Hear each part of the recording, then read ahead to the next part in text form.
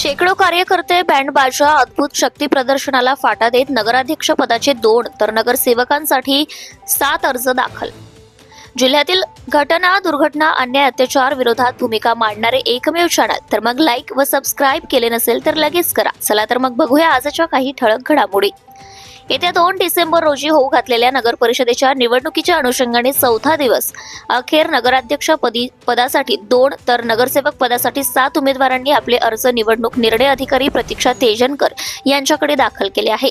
यामध्ये प्रामुख्याने सुधाकर देशमुख उर्फ बाळासाहेब यांनी आपला अर्ज महाविकास आघाडीकडून दाखल केला असून यापूर्वीच प्रदीप वसंता खंडारे यांनी आपला अर्ज वंचित बहुजन आघाडीकडून दाखल केला होता।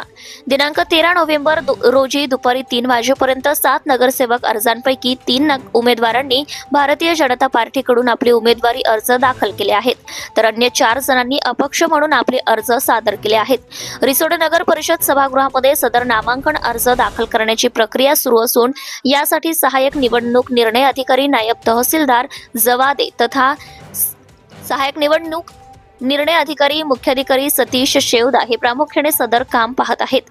प्रभाग उमेदवार 4 कदम पप्पी बाबूराव पक्ष अपक्ष, प्रभाग क्रमांक 5 गायकवाड दीपाली प्रशांत भाजपा 5, भाजपा 9 अरतकर सतीश सुरेश अपक्ष 9 व शेख रेशमा अजीज अपक्ष 9 ब, तायडे वैशाली आनंद अपक्ष 10 ब, देशमुख यशवंत निळकंठ भाजपा।